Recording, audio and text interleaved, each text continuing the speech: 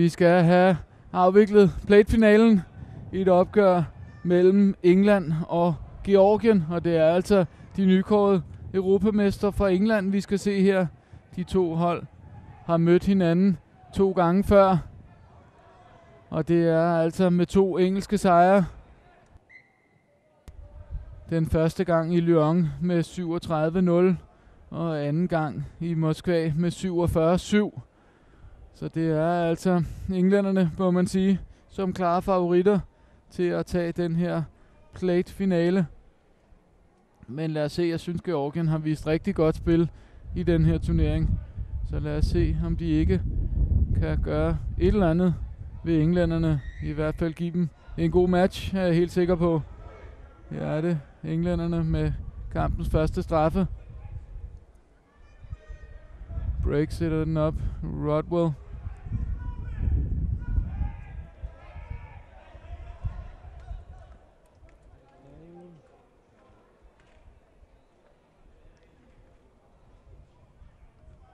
Brown. Norton. Og tilbage til Break. Rodwell. Den er lige fremad, den der fra Break til Rodwell.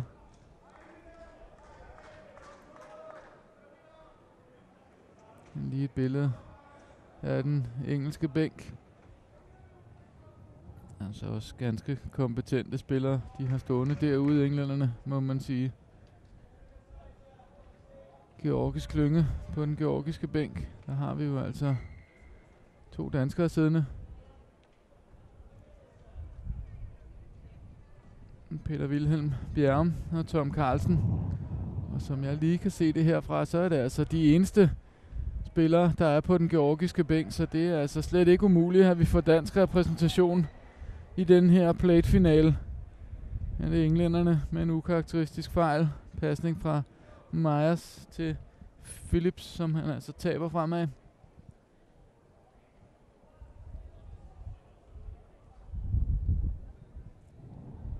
Har altså været hårdt ramt af skader, den georgiske trup, og jeg tror altså, de er nede på 9 mand.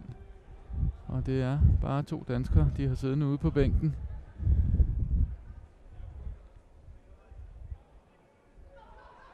Den der på det fint fat i, georgerne.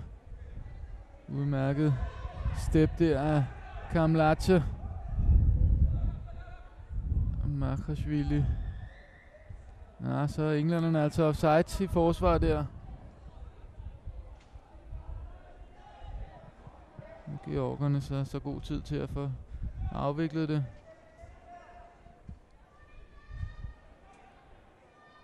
Synd han ikke lige får givet den videre der. Ellers godt kommet ind i løbet af Sisibatse. Og her måske en mulighed. Godt kommet tilbage i forsvar. Brightwell. Så Georgien på bolden igen. England havde den lige et kort øjeblik. Phillips, der lige får skubbet 2 georger væk. Han har altså begået straffe samtidig. Den der får de sendt godt ud, georgerne. Ja, og så er de altså igennem Georgien. Det er Norton, der misser en tackling derude. Og så er den let at løbe ind for Georgien. Og bringe sig i spidsen med 5-0.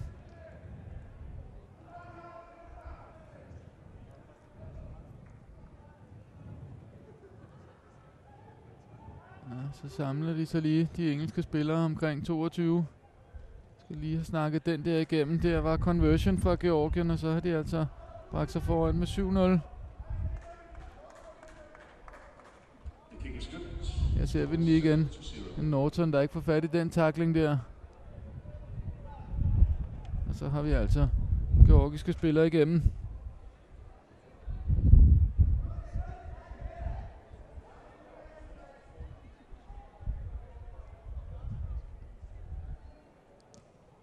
Georgisk udspark. Rodwell godt under den. Finder en halv hul at løbe ind i. Myers graver bolden ud. Phillips tager den tilbage. Godt switch der med break.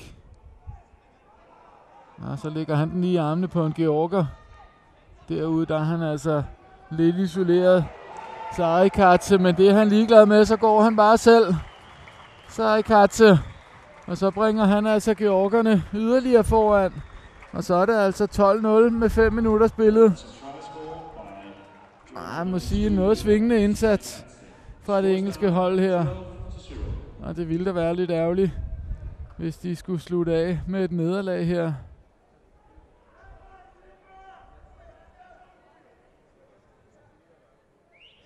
De har altså allerede tabt en kamp i dag. Deres første mod Frankrig. Her gør Georgien det til 14-0. Så er der altså, ser lige her, den der tackling, den er slet ikke engang tæt på. Han så altså fuldstændig isoleret ud derude. Sarikadze. Men en god handoff, og så var han altså igennem.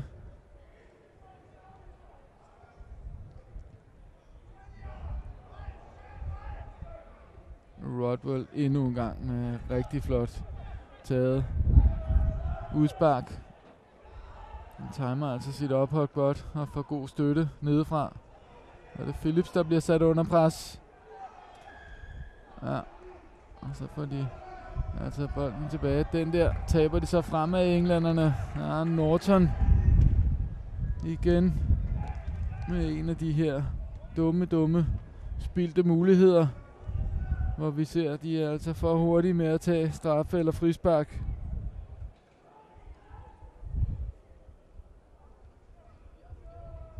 Givigny med plaster på næsen.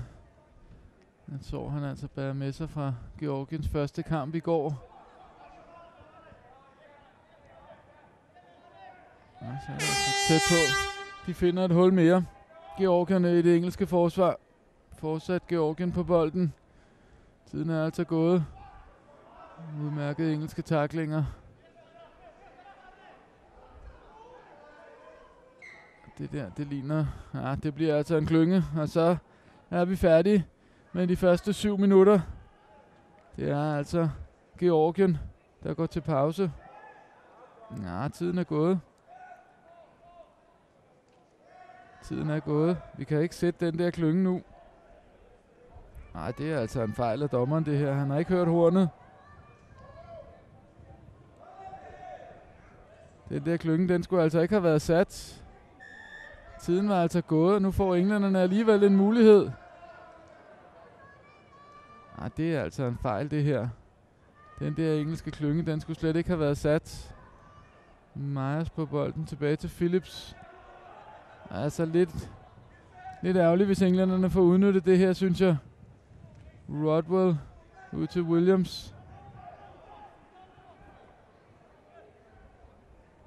Brown. Norton lægger den ud til Williams. Så løber de lidt rundt, englænderne. Ja, Brown. Break til Williams.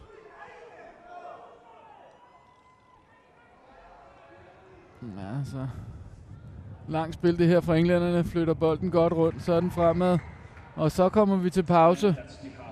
Det synes jeg altså, vi skulle have været for et minut siden. Den engelske klynge der til sidst i første halvleg, den skulle altså ikke have været sat. Og det her, det er altså ikke nogen fordel for georgerne.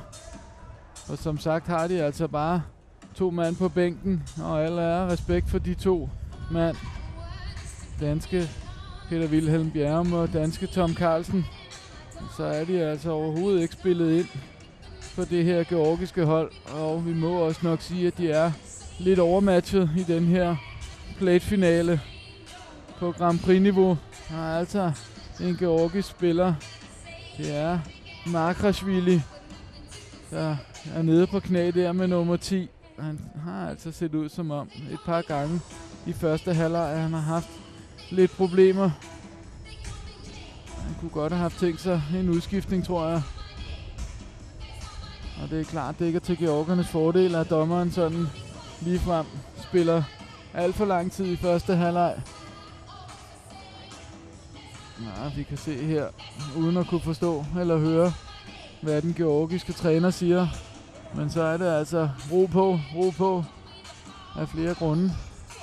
De er foran først og fremmest, men altså også fordi, at de ikke rigtig har en bænk, de kan sætte ind, når det bliver rigtig hårdt de sidste 3-4 minutter.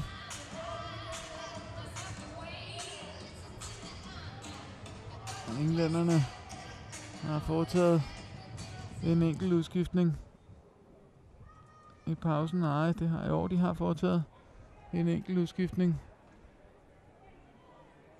i pausen.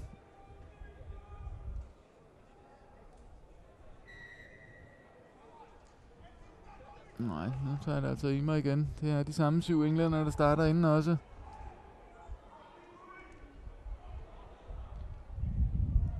Break, der får sparket den der igennem. Det er ud som om Georgierne er fint tilbage på den. Ja, den ryger altså bare tilbage. Rodwell er tilbage som sweeper for England. Og den der, den går ud for englænderne.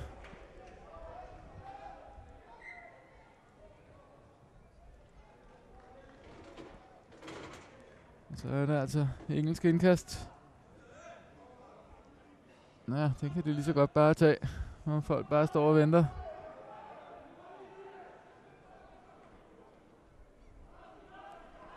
Phillips løber lidt rundt om sig selv. Så Brown med. En break på en lille dummy der, så går han selv, Brown. Godt komme tilbage af Georgierne, så får han altså smidt den tilbage til Georgien, hvis de kan få den samlet op. Den kommer der. Kamlache.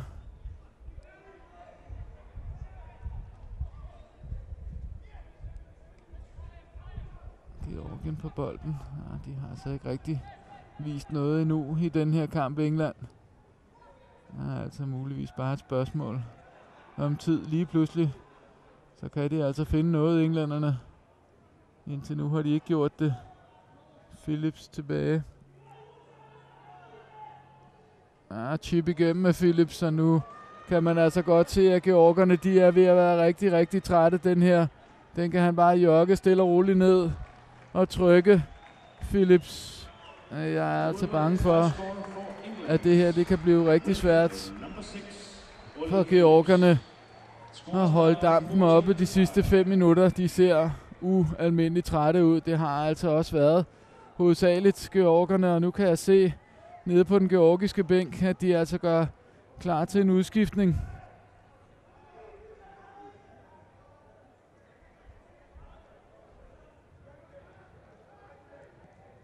Den der conversion, den er god fra Phillips. Så er det altså 14-7. Nej, den kommer ikke endnu, den georgiske udskiftning.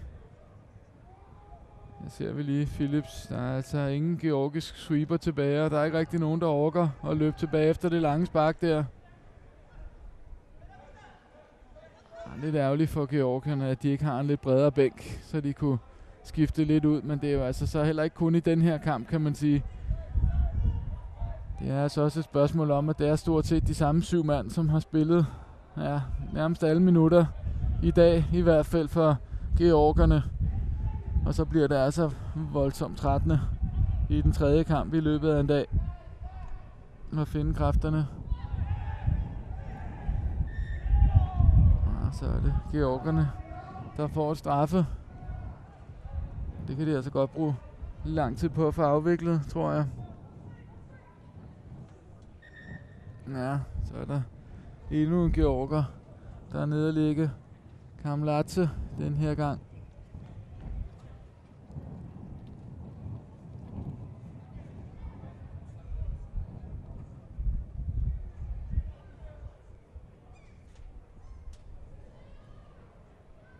Og så har georgerne altså lige mulighed for at få lidt vand og lidt luft i lungerne, inden de tager det her straffe. Jeg vil tro, de bare sparker den ud, så de også kan bruge lidt tid på at tage indkastet.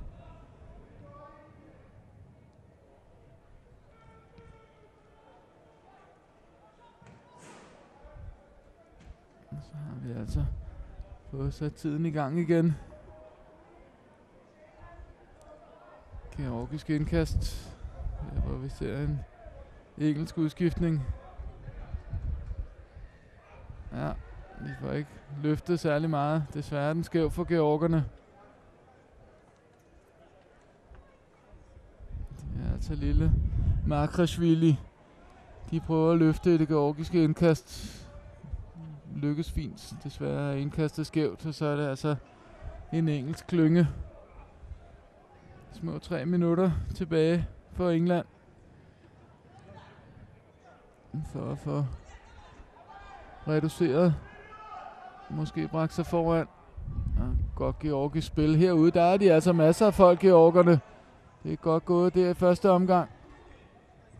Ja, det er rigtig godt sendt videre der. Og så bliver de en lille smule isoleret.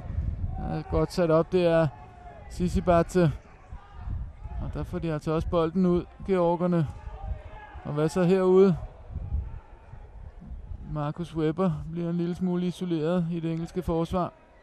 Ja, og så får de contestet godt, englænderne. Og nu har georgerne altså en mand siddende på banen, og så er der ikke nogen, der fanger Marcus Webber.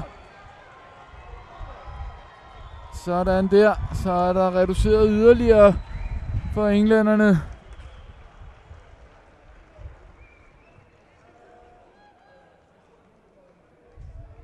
Så er der altså 1 minut og 45 sekunder for englænderne. Her er conversion.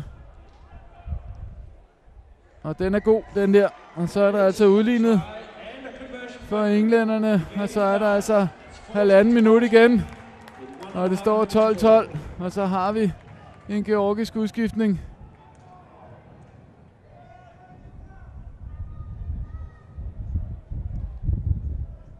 Peter Wilhelm Bjerrum på banen for Danmark, for Georgien. Den der, den får Rodwell altså holdt inde på banen, desværre for englænderne, for han slår den fremad. Og så har vi georgisk klynge. Som en lille bonusinformation til de danske tilskuere kan fortælle, at Georgien har så mange skader, de er nødt til at kalde det. Og vi skal altså have Peter Wilhelm, som normalt spiller i kæden, op og spille klynge her. Han propper altså.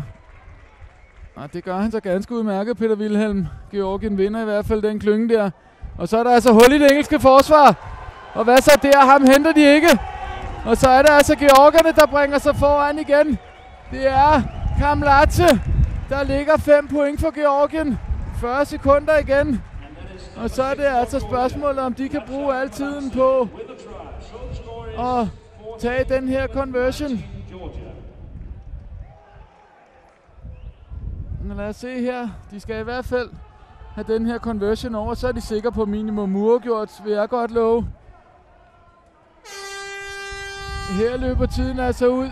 Og så er det overstået. Og så vinder Georgien altså kampen om 5. pladsen. Og det bliver med en dansk spiller på banen. Peter Wilhelm Bjerrum. Han var kun inde i et halvt minut. Her ser vi lige det sidste forsøg. Kamlatse, der altså finder et hul i det engelske forsvar. Ligesom tiden er ved at rende ud. Og så fik vi altså en noget overraskende, må jeg sige, Georgien.